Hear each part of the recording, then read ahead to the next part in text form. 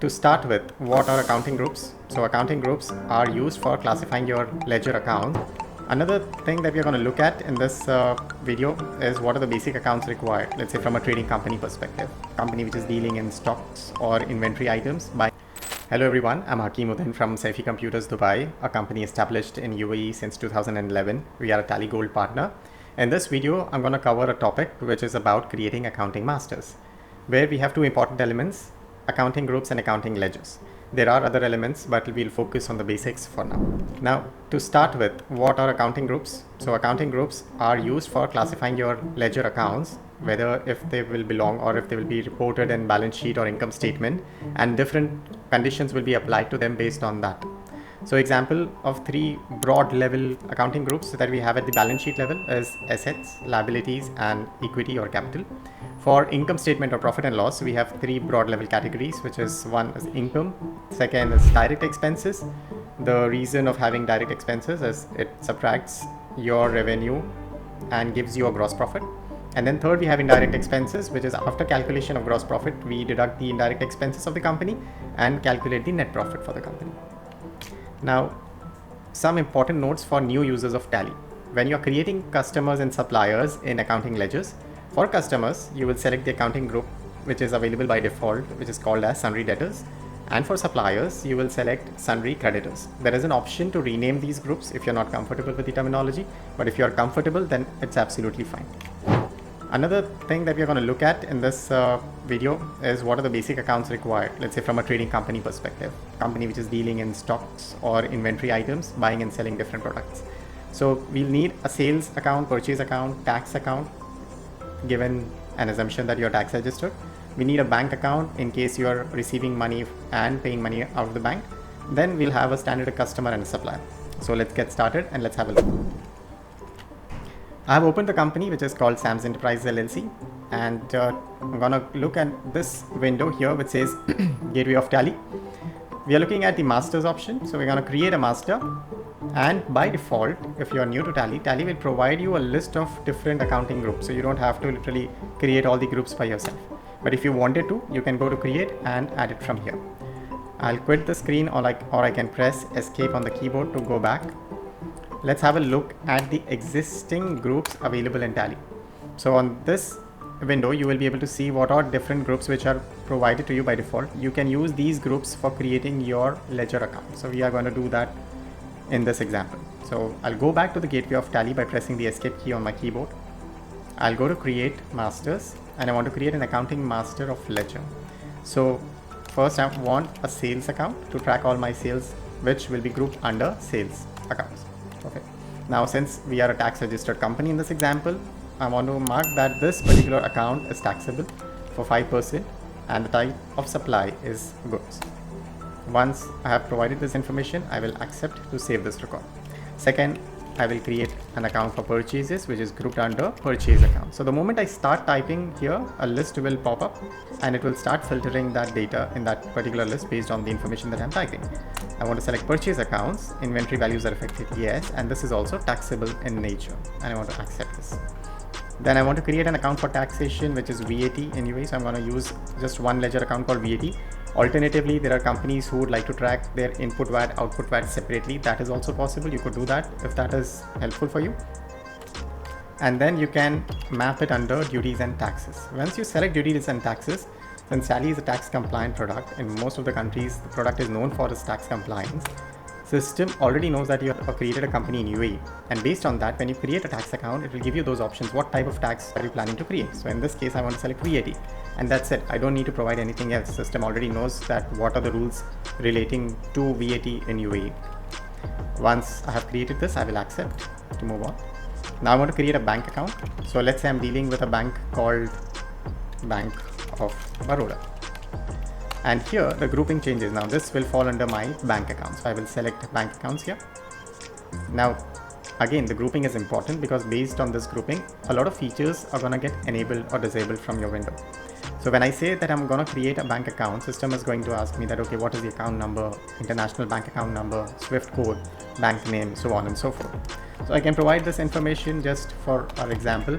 I have a bank account number, an international IBAN or international bank account number, SWIFT code.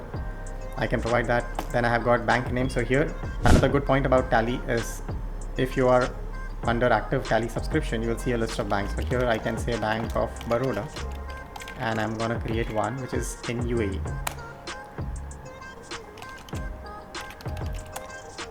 So what happens when you select a bank name? Let's say in your books of accounts, when you're creating payments, you want to print the checks on the check leaves of Bank of Baroda. So you can use this feature which is about enabling of check printing. And then once you say that you want to alter check printing configuration as yes, you will see the Bank of Baroda check leaves preview here. So you can choose. Now let's say we have got just one type of check from Bank of Baroda. There are certain banks which have different types of leaves. So you will see format 1, 2, 3, etc. And then you can select the one which is applicable to you. This will help you print checks once you create a payment voucher in Tally. So let's say I want to select this, it is fine, and I want to accept the settings. If you want to see the preview at this stage, it's okay. Otherwise, let's move on and accept this particular bank record. Now, we need to create a supplier and a customer.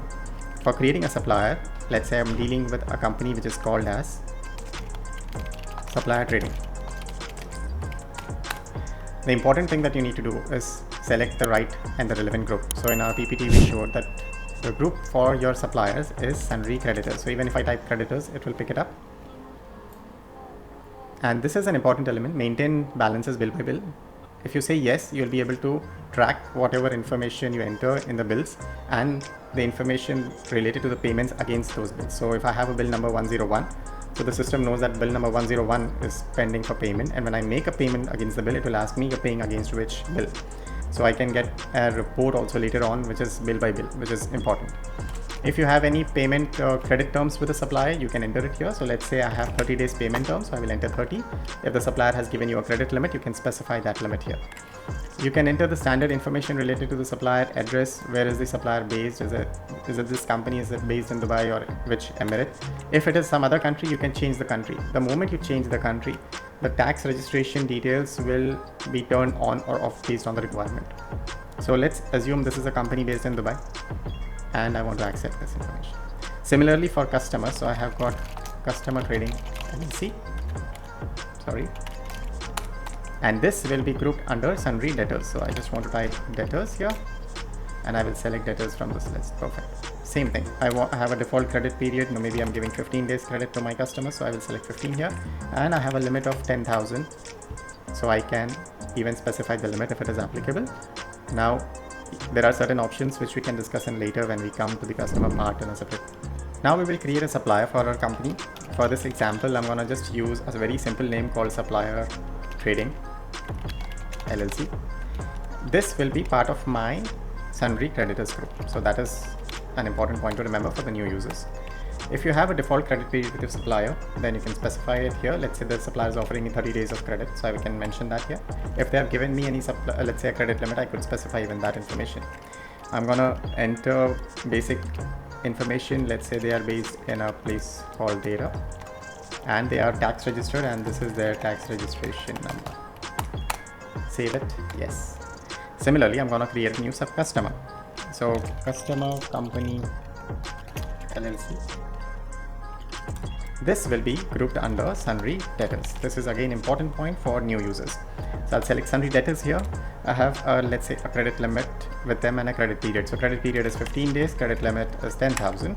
I can specify that information here, and again I can provide the basic information related to their address, contact, etc. An important point to remember, if they're tax registered, I need to provide the TRN number or the tax registration number. Let me specify a dummy number here, and then I accept and I move on. So I have created my customers and suppliers also in the books. Now let's say for any reason, if you have some information which you need to change in your ledgers, so for that purpose you are going to use the alter feature. You can click on alter ledger, and let's say maybe I made a mistake while recording my customer information, so I can select that, or the moment I start typing the master name, it will filter that data for me. So let's say this is customer company. I can come back and I can make changes where it is required. Once the changes have been done, I can accept this record and save it. This is regarding the alter feature. And now let's say if you want to have a look at all your accounts, a chart of accounts for ledgers. Now this will be displayed here. So we created an account for Bank of Baroda and cash was there by default. Customer, we created supplier, we created VAT. These accounts are now appearing in your chart of accounts. If you want to switch to different views, on the right side you will find different options. So let's say I want to look at the ledger view. I don't want to see them by group like this. So I will click on ledger view. So I will see a list of my ledgers and the grouping they're part of on the right side. Going back, I can press escape on the keyboard to go back to the main gateway of Tally. That's it about creating of groups and ledgers. In terms of groups, we looked at only the standard ones, but if you plan to create your own set of groups which are required for your reporting, you could go ahead and do that. You could create from here different groups. For example, let's say I want to have a separate group which is called as staff expenses. So I want to group all my indirect expenses related to staff under this head, and I don't want to just generally group them all together, so I can do that. So my staff expenses are part of my indirect expenses, and then I will save it. In this case, let me go back to the gateway of Tally, create a new ledger. When I'm planning or when I have decided to create accounts with my own custom group, so here I can say that, okay, let's say I want to add staff salaries, and this will be now grouped under staff expenses. So I can see staff expenses in the list of groups which is appearing here. This will be helpful in terms of your reporting. Based on your reporting requirements, also you could create groups and logical groups so that your report can consist or display the information in the way that you desire for your MIS later on.